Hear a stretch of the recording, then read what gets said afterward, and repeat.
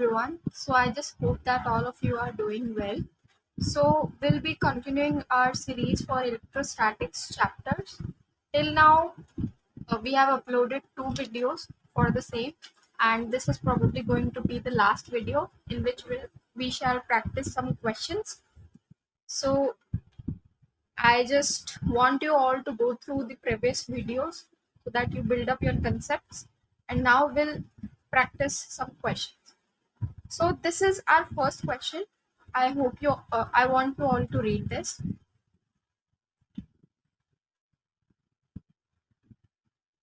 So the question says that 2-point charges kept in air at a separation of 12 centimeters and experience a force F. At what separation the charges need to be kept in a medium of dielectric constant 16 so that they experience the same force? Okay, so this is a really easy question. I want you all to pause the video for a while and do it yourself. Okay, so we'll now solve this question. Firstly, look carefully about the information that has been given to us. The question says that there are 2-point charges. So these are 2-point charges. The magnitude has not been given. So let us assume Q1 and Q2. Okay, so the question then says that they are separated by 12 centimeters and they experience a force F in air. So there are basically two mediums. First one is air and second one is another medium that I'll say medium 2. Okay, so the two charges experience a force F when kept at a distance of 12 centimeters apart from each other in air. Then the question says that if the same setup is done in another medium, that is medium 2 as we call it, so what is the and they are experiencing the same force. Read the last line, that they experience the same force, so the force is still going to remain F. So medium 2, magnitude of charges doesn't change. Also it says that it asks that at what separation the charges need to be kept. So this is what we need to find, the distance r. Also, the dielectric constant of medium, that is K, is given as 16. So we need to find out this value of R. Okay, so you all know about Coulomb's law that we just read about in the previous video. So what does the Coulomb law say? Coulomb law basically gives the force of interaction between two charges placed at a distance of R of magnitude Q1 and Q2. So F equals 1 over 4 pi epsilon 0 times Q1 Q2 over R square. This is the force in air, equation 1. Now I'll write the same equation for medium 2. F air is F given. In second medium also the force remains the same. So I'll write again as F equals 1 over 4 pi epsilon 0. Now look carefully. The dielectric constant for second medium is given to be 16. That means that we need to multiply this factor K with our quantity epsilon 0 because the medium has changed now. Charges are no longer kept in air. So whenever the medium changes, you just keep this thing in mind that whenever the medium around the charges changes, we multiply the epsilon 0 with the dielectric constant of the medium. Right? So we'll be multiplying this K with this epsilon 0.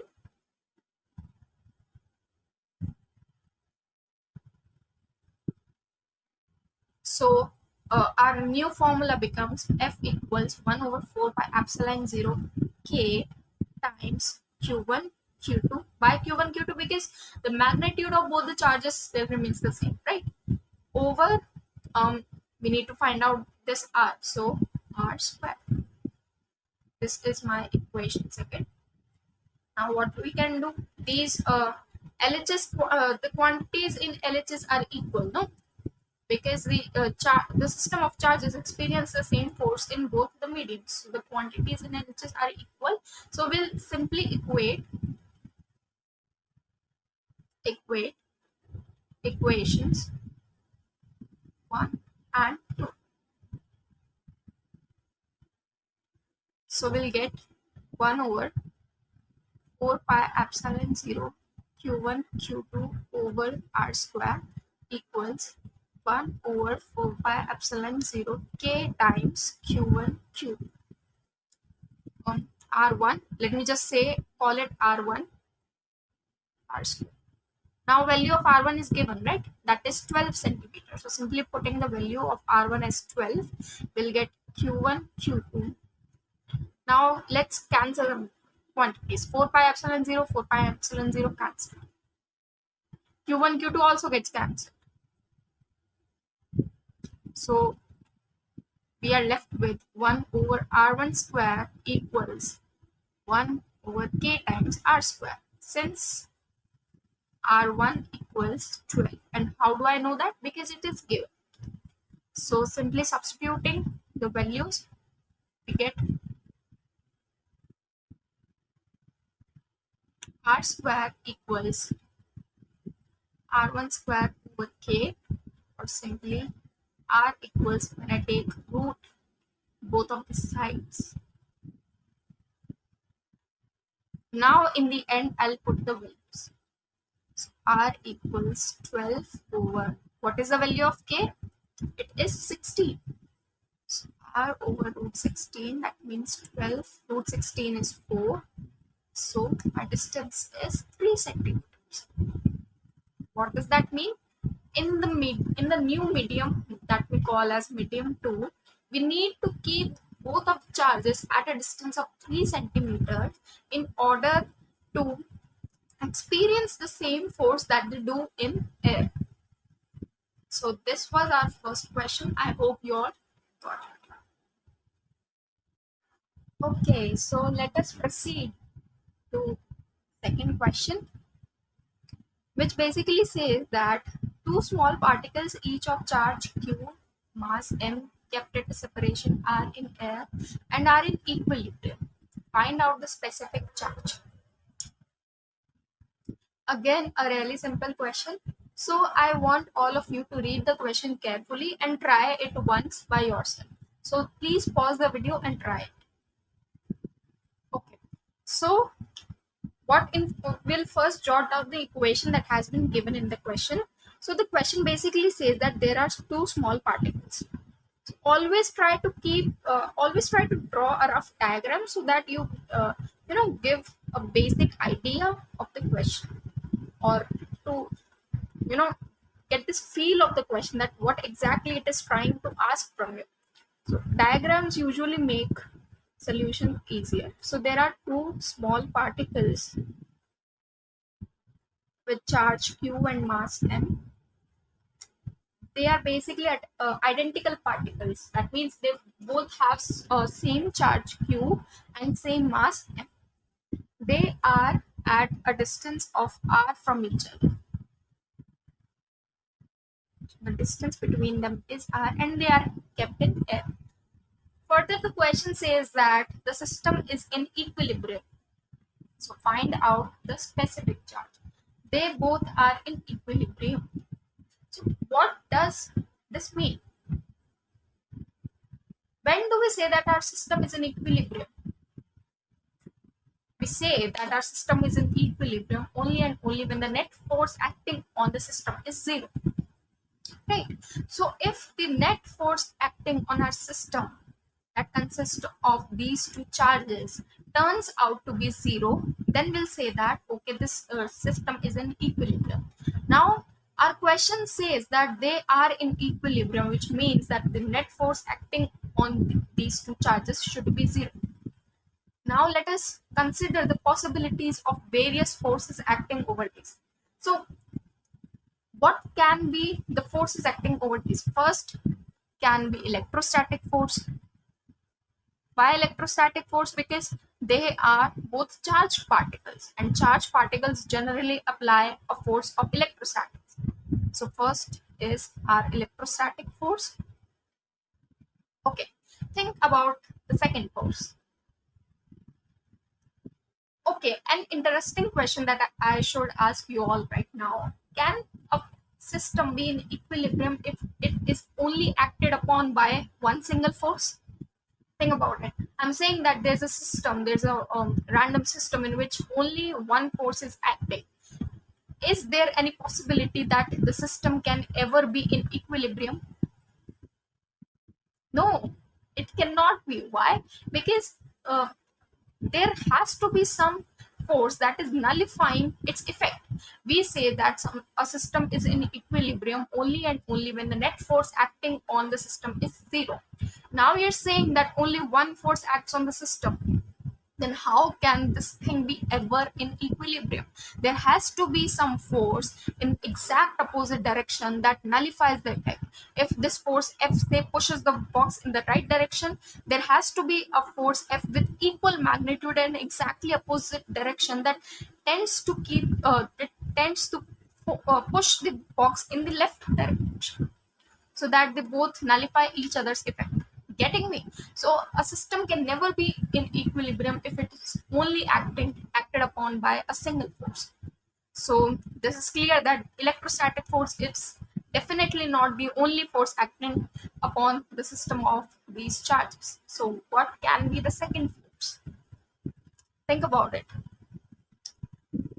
Yes, the second force has to be gravitational force.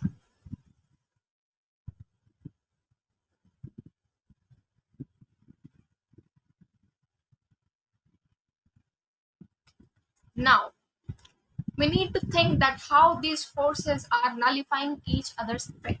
Okay, so we know that gravitational force is always attractive in nature. In our first lecture of electrostatics, I discussed about the properties of charge.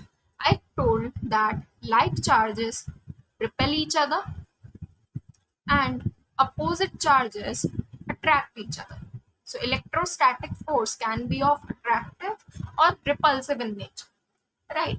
So but in the case of gravitational force, we cannot say that this thing also works here. No, gravitational force is always attractive in nature. It can, two bodies of mass m with no charge never repel each other. They always tend to attract each other. So gravitational force always attractive in nature. Electrostatic force can be attractive or repulsive. Basically depends on the charges. If you have taken two like charges, they'll repel. If you have taken two unlike charges, they'll attract. Now in our case, we have taken two like charges. Magnitude of charge is same and the nature of course is also same. So they will repel each other. So this force is going to be repulsive. You see, in this manner, they both try to nullify each other's effect. How? Consider a charge q. So this is the direction for gravitational force Fg, because it always tries to attract it. So the second particle will tend to attract this particle in its direction. Also, due to the electrostatic force, the second particle will try to push this particle away from each other because it is the repulsive force. So Fe acts in the exact opposite direction. Hence, our charges, our system is in equilibrium. Getting it now? How are these two in equilibrium? Because these two forces try to cancel each other's effect. Okay? And also the condition that net force has to be zero. So these two forces have to be equal in magnitude. Okay, let's discuss this thing. Suppose we'll discuss this example. Suppose there's a box and in left side I'm applying a 10 Newton force and in right side I'm applying a 6 Newton force. So some of you will say that okay, these two forces are acting in opposite directions, so this box is in equilibrium. No, it is not. You are right that these two forces are acting in opposite direction, but I also mentioned one important condition, that the magnitude of both the forces has to be equal. Only and only then they will nullify each other's effect. So the system is not in equilibrium. So the magnitude of both Fe and Fg has to be equal. This is the condition that has to be satisfied. So we know the formula of this. We know the formula. I suppose you know the formula of gravitational force too. So simply write down the equation. What is the formula for? What is the Coulomb's law? F equals K Q1 Q2 over R square. Fine. Also the gravitational force. It is the same, just that G replaces K and M1 replaces Q.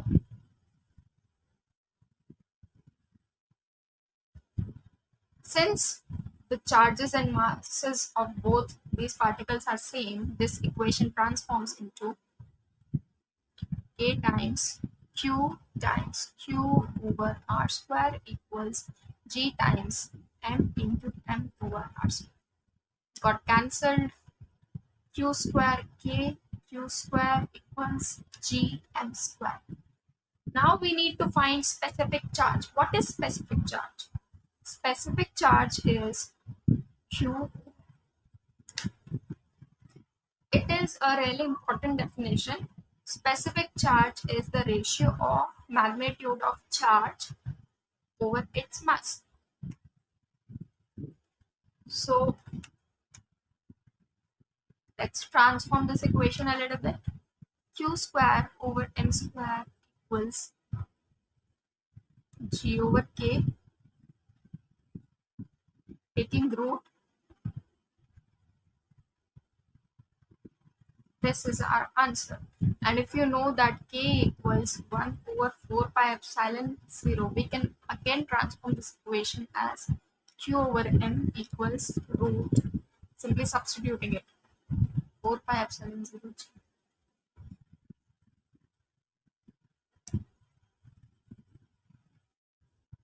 Okay, so moving ahead to question number 3, which asks us to find out the net force acting on the charge Q, which is kept at the center. This is a regular hexagon of side A, and as you can see that in every corner of this regular hexagon, we have put a charge of different magnitudes, like this is Q, this is minus 2Q, and so on. So the question says that if we put a charge of magnitude Q in the center, what is the net force acting on?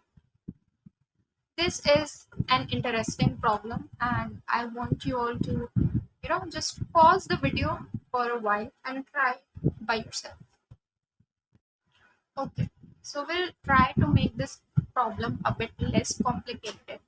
And for simplicity, I'm saying that since you all might have, guessed it, because it is intuitive also that we are going to make use of Coulomb's law here, right?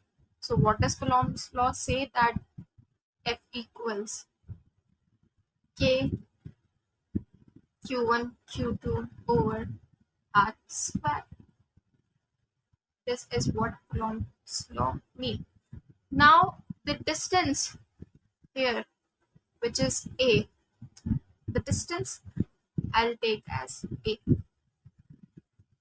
between these two charges.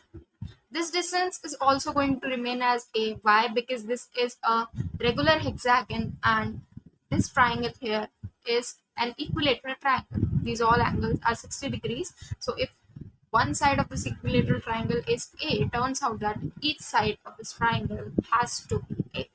So this distance is also A, this distance is also A. That means that distance between each two charges is A. Also, for simplicity, let us consider that I am taking the case of this pen. I'm considering this as force. Fine. So since we know that these are like charges, so they are going to repel each other. So this charge here is fixed at the center. We have fixed this charge. This cannot move. Okay, if suppose that you have got two bar magnets and you have forcefully fixed this one magnet in the right, so this one cannot move. So what will it try? It will try to push the one in the left as hard as it can. So only choice left here is that this charge can also move, but this cannot. So this charge will try to move this in this particular direction. Diagonal. Getting it? With what force? This force that we just calculated here. F equals K times magnitude of these two charges, that is Q and Q, over this distance A. Fine. Now let us consider a second pair. It also pushes it in this particular direction, F, with the same force, because the magnitude of charges is same and also the distance between them is same, that is K. Now consider the case of these two charges. Here magnitude is same, but the nature is different. The nature of this charge is different. So it opposites attract each other. So it will try to pull this charge towards it. This charge sitting over here will try to attract this charge towards itself. So the force acts in this direction with magnitude F. What is F? This quantity. Fine. Now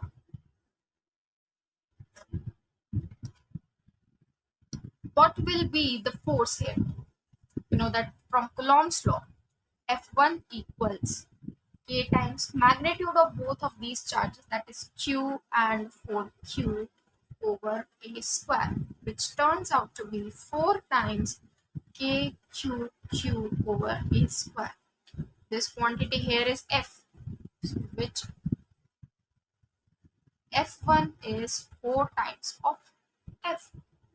So we'll say that this charge, since they both are like charges, so there has a tendency to repel. So it will repel it in this direction with a force 4F. Same thing goes for this pair. We'll calculate F2, which is K times Q to Q over A square. That can be written as 2 times K Q Q over A square, which is nothing but 2 times of our force F. This is 2F in a direction radially outward. Okay, this is also the same charge but of different magnitude, so opposites attract each other. So this will try to, the force will act in this particular direction with the magnitude of 2F that we just had. Okay, now let's make things more easier. Try to nullify the forces. Fix one direction. Let's say we are calculating for this diagonal. Okay, this is F, this is 4F. Basically, so what is the resultant force? F resultant is 4F minus F, that is 3F. We'll make a better diagram. So in this particular direction, a 3F force acts. Now you will ask, why? How did I determine the direction of the resultant force 3F? It is simple, because the dominating force was 4F. 4F is greater than F, no? So the resultant force is determined by the force which is greater in magnitude. So this direction. Okay, done with this. Now let us fix this one. 2F and F. What will be the resultant force? 2F minus F. 2F minus F, that is F, and in what direction? That will be determined by 2F because 2F is greater in magnitude than F. So in this direction, we get a force F. Getting it? Now, done with this, fix this direction. 2F is acting here and F is acting here.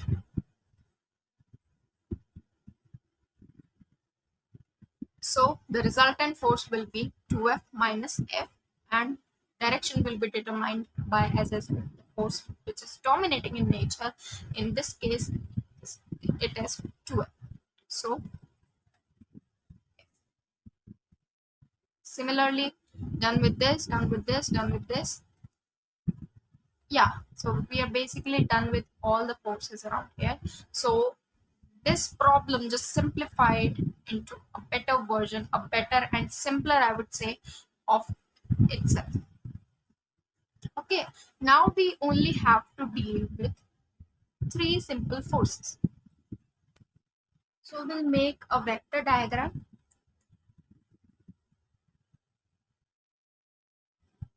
These are our x and y axis. Okay, so horizontally, that means in x axis there acts a force F, and since it was a regular hexagon, this angle has to be 60 degree, and this angle also is 60 degree. So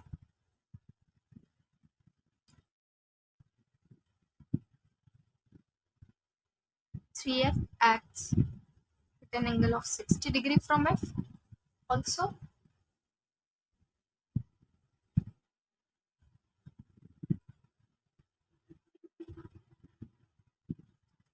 Another force F acts as at an angle of 60 degree from 3. So this is our vector diagram. Now let's try to simplify things a bit more. Okay. Now consider these force F and F. Can you see this? So the total angle between these two is 60 plus 60, that is 120. So what is going to be the resultant for this? You know the result, you know how to calculate the resultant vector if two vectors are given at an angle theta with each other. There's a formula for this, so I hope you all remember the formula. So the formula says F resultant equals root of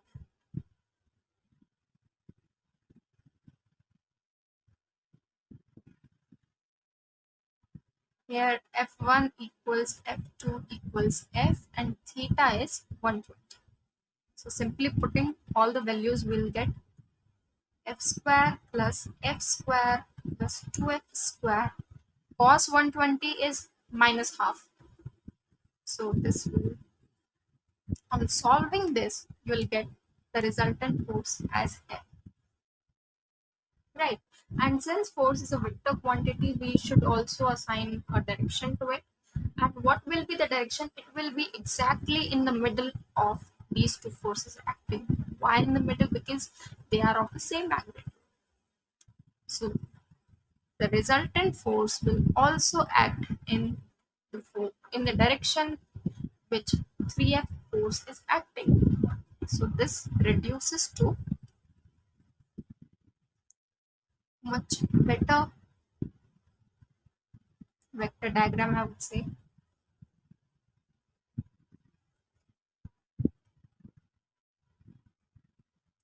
Which also reduces to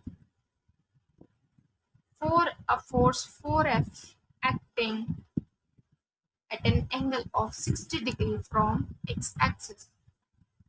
So the force acting on the charge Q, which was placed in the center of the hexagon, is 4F. What was F? If you remember, F was Q over R square. So 4F is basically 4 times this quantity. And if someone asks the direction for it, so you'll say that the resultant force acts at an angle of 60 degree from the x-axis. So these were a few questions that we practiced today. I hope you understood each and everything. And if you didn't, if you have some doubts, feel free to mention in comments.